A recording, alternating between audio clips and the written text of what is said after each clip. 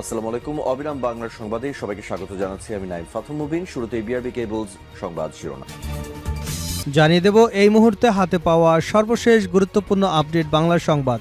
শুরুতেই থাকছে আওয়ামী লীগের পরাজিত শক্তি গণতান্ত্রিক ব্যবস্থা বানচাল করতে ব্যস্ত। আওয়ামী লীগের পরাজক্তি শক্তি এখনও বসে নেই। তারা প্রতি মুহূর্তে বর্তমান গণতান্ত্রিক ব্যবস্থা বানচাল করতে ব্যস্ত আছে।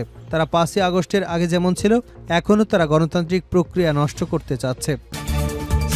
এবারে জানাবো নির্বাচনী চাপ দিতে 10 বিভাগে সমাবেশের পরিকল্পনা বিএনপির। 10 সাংগঠনিক বিভাগে সমাবেশ করবার পরিকল্পনা করেছে বিএনপি। জাতীয় সংসদ নির্বাচনের দাবি আরও জোরালো করতে মূলত এই সমাবেশ করবার পরিকল্পনা নিচ্ছে দলটি।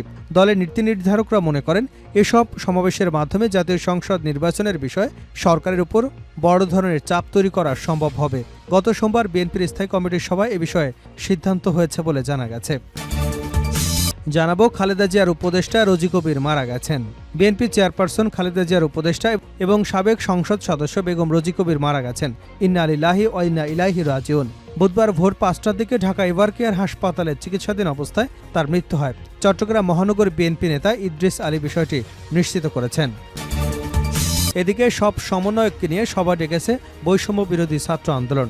দেশের চলমান পরিস্থিতি পর্যালোচনা, আসন্ন কর্মসূচির রূপরেখা নির্ধারণ এবং কেন্দ্রীয় স্থানীয় সংগঠকদের মধ্যে সমন্বয় বৃদ্ধির লক্ষ্যে কেন্দ্রীয় সমন্বয়কদের নিয়ে সভা ডেকেছে বৈষম্য বিরোধী ছাত্র আন্দোলন। বুধবার বিকাল 3:30টায় সংগঠনটির কেন্দ্রীয় কার্যালয়ে এ সভা অনুষ্ঠিত হবে। এবারে থাকছে ভারতের শেখ হাসিনার 100 দিন কিভাবে রয়েছেন, সামনেই বা কি। ভারতের রাজধানী দিল্লির কেন্দ্রীয় স্থলকে চক্রাকারে ঘিরে রয়েছে যে ইনার রিং রোড, তার ঠিক 4 তলায় পেল্লায় বাড়িটা। ডাক বিভাগের রেকর্ড অনুযায়ী ঠিকানা 56 রিং রোড, লাজপত নগর, দিল্লি 110024। শহরের দক্ষিণ প্রান্তে পাঞ্জাবি অধ্যুষিত ওই এলাকায় এই বাড়িটার আদলে করা কোনো বিশেষত্ব চোখে পড়ার কোনো কারণ নেই। কিন্তু আসলে কজনই বা জানেন, প্রায় অর্ধ শতাব্দী আগে স্বামী ও সন্তানদের নিয়ে শেখ হাসিনা যখন প্রথম ভারতে আশ্রয় নিয়েছিলেন, তার ঠিকানা ছিল রিং রোডের উপরের এই ভবনটাই। আসলে তখন 56 রিং রোড ছিল ভারতের কেন্দ্রীয় সরকারের একটি সেফ হাউস বা গোপন অতিথিশালা। শেখ মুজিব আততায়ীর হাতে নিহত হবার পর ভারতের প্রধানমন্ত্রী ইন্দিরা গান্ধী তখন তার কন্যাকে সপরিবারে ভারতে আশ্রয় দেওয়ার সিদ্ধান্ত নেন। দেশের নিরাপত্তা সংস্থাগুলোকে প্রথমে তার থাকার ব্যবস্থা করেছিল এই বাড়িতেই। এবং সর্বশেষ জানাবো আন্তর্জাতিক সংবাদ। নিউজিল্যান্ডের প্রধানমন্ত্রী প্রকাশ্যে ক্ষমা প্রার্থনা। নিউজিল্যান্ডের পার্লামেন্ট কানায় কানায় ভর্তি ছিল গতকাল মঙ্গলবার। গ্যালারিতে বসেছিলেন অসংখ্য সাধারণ মানুষ, যাদের অনেকেই দীর্ঘদিন ধরে অভিযোগ করেছেন আশ্রয়হীন হয়ে অথবা মানসিক সহায়তার প্রয়োজনে রাষ্ট্র বা চার্চের কাছে সাহায্য চাইতে গিয়ে তারা হেনস্থার শিকার হয়েছেন, তাদের উপর অত্যাচার হয়েছে। এতক্ষণ শিরোনাম শুনছিলেন, এবার বিস্তারিত। প্রিয় দর্শক, আপনি যদি এই চ্যানেলে নতুন হয়ে থাকেন, ভিডিওটি দেখতে দেখতে চ্যানেলটি সাবস্ক্রাইব করে আমাদের সঙ্গে থাকুন। আর এই ভিডিও সম্পর্কে আপনি আপনার মূল্যবান মতামতটি কমেন্ট বক্সে জানিয়ে দিন। আর হ্যাঁ প্রিয় দর্শক, জানিয়ে দিন ভিডিওটি কোথা থেকে দেখছেন। আওয়ামী লীগের পরাজিত শক্তি গণতান্ত্রিক ব্যবস্থা বানচাল করতে ব্যস্ত। আওয়ামী লীগের পরাজিত শক্তি এখনও বসে নেই। তারা প্রতি মুহূর্তে বর্তমান গণতান্ত্রিক ব্যবস্থা বানচাল করতে ব্যস্ত আছে। তারা 5ই আগস্টের আগে যেমন ছিল, এখনও তারা গণতান্ত্রিক প্রক্রিয়া নষ্ট করতে কাজ করছে। ঢাকা রিপোর্টার্স ইউনিটিতে এক সেমিনারে এসব কথা বলেন গণসংহতি আন্দোলনের প্রধান সমন্বয়কারী জোনায়েদ সাকিব। মানবিক গণতান্ত্রিক কল্যাণ রাষ্ট্র প্রতিষ্ঠা লড়াইয়ে ঐক্যবদ্ধ হন শীর্ষক এই সেমিনারের আয়োজন করে নাগরিক ঐক্য। জোনায়েদ সাকিব বলেন, আওয়ামী লীগ বাংলাদেশের বিরাট গণতান্ত্রিক অভ্যুত্থানে বিলীন হয়ে গেছে। তবে ভারতের চক্রান্ত চলছে। তারা বাংলাদেশে পুতুল সরকার বসাতে চাচ্ছে। তাদের এই অপতৎপরতা মোকাবেলা করতে হবে। এজন্য আমাদের সকলকে রাজনৈতিক ঐক্য করতে হবে।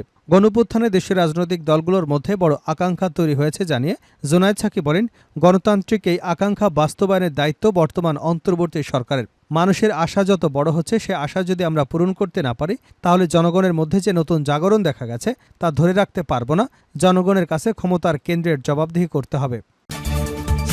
নির্বাচনী চাপ দিতে 10 বিভাগে সমাবেশের পরিকল্পনা বিএনপির। 10 সাংগঠনিক বিভাগে সমাবেশ করবার পরিকল্পনা করেছে বিএনপি। জাতীয় সংসদ নির্বাচনের দাবি আরও জোরালো করতে মূলত এই সমাবেশ করবার পরিকল্পনা নিচ্ছে দলটি। দলের নীতি নির্ধারকরা মনে করছেন এসব সমাবেশের মাধ্যমে জাতীয় সংসদ নির্বাচনের বিষয়ে সরকারের উপর বড় ধরনের চাপ তৈরি করা সম্ভব হবে। গত সোমবার বিএনপির স্থায়ী কমিটির সভায় এ বিষয়ে সিদ্ধান্ত নেওয়া হয়েছে বলে দলীয় সূত্রে জানা গেছে। এছাড়া আগামী ১৬ ডিসেম্বর সহ বিভিন্ন জাতীয় দিবস ইস্যুভিত্তিক কর্মসূচিগুলোতে বড় ধরনের জমায়েত করবার বিষয়ে আলোচনা হয়েছে। বৈঠকে জামায়াতের সঙ্গে বিভিন্ন বিষয় মতানৈক্য, নতুন উপদেষ্টা নিয়োগ, অন্তর্বর্তী সরকারের অধ্যাদেশ ২০২৪-এর খসড়া নীতিমালার বিষয়ে আলোচনা হয়েছে। এসব বিষয়ে কমিটির সদস্যরা তাদের মতামত তুলে ধরেন। দলীয় সূত্রে জানা গেছে, বুধবার বিকাল ৩টায় নয়াপল্টনের কেন্দ্রীয় কার্যালয়ে সাংগঠনিক ও সহ সাংগঠনিক সম্পাদকদের বৈঠক ডাকা হয়েছে।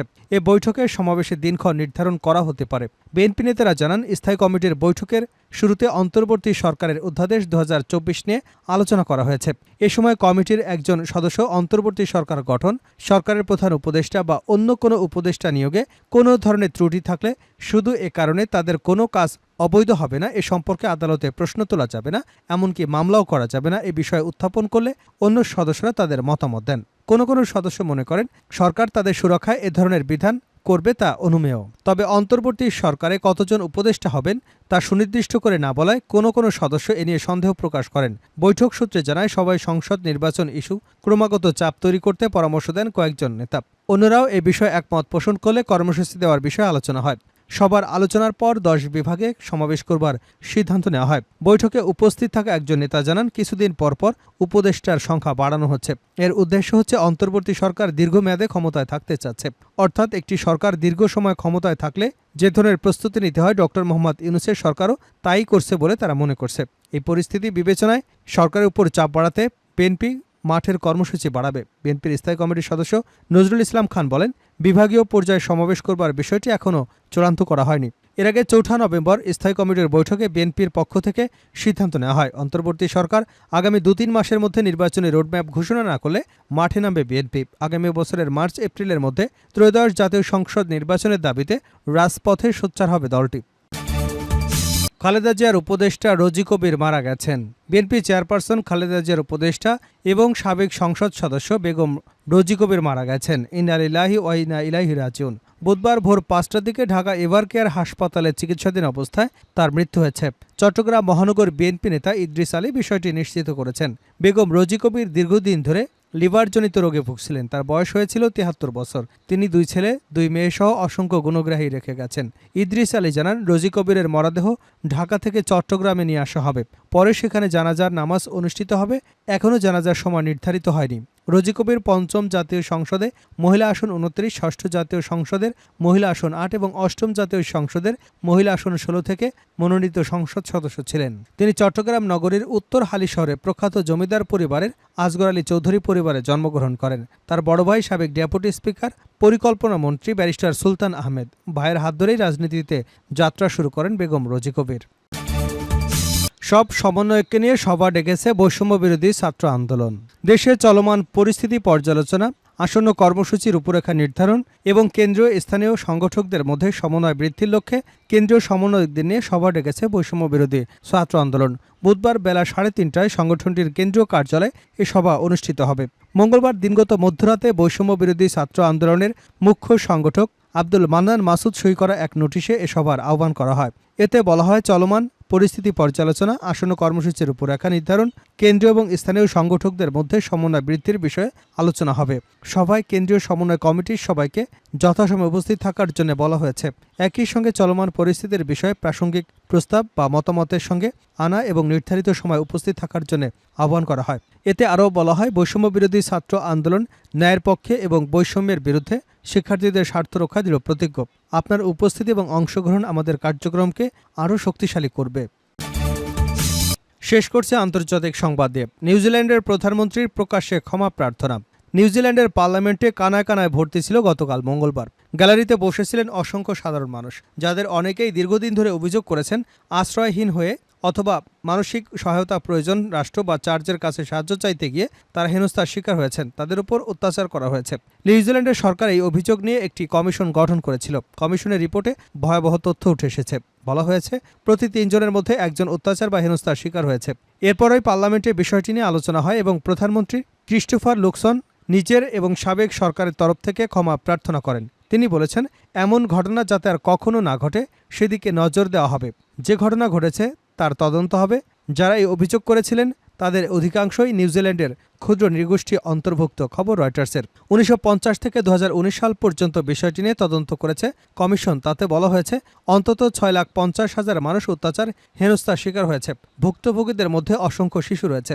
তাদের উপর মানসিক এবং শারীরিক অত্যাচার করা হয়েছে। বহু শিশু সরাসরি যৌন নির্যাতনের শিকার হয়েছে। সবচেয়ে দুঃখজনক বিষয় হলো সরকারি এবং চার্চের প্রতিষ্ঠানের এই ঘটনা ঘটার ফলে তারা সরাসরি অভিযোগ জানাতেও পারেনি সবসময়। কমিশনের রিপোর্টে বলা হয়েছে বহু শিশুকে সম্পূর্ণ অকারণে তাদের মায়েদের থেকে আলাদা করে দেওয়া হয়েছে জোর করে। শিশুদের জন্য লোকের কাছে দত্তক হিসেবে পাঠানো হয়েছে, কিন্তু শিশু এবং নারীদের উপর যৌন নির্যাতনের পাশাপাশি ইলেকট্রনিক শক দেওয়া হয়েছে।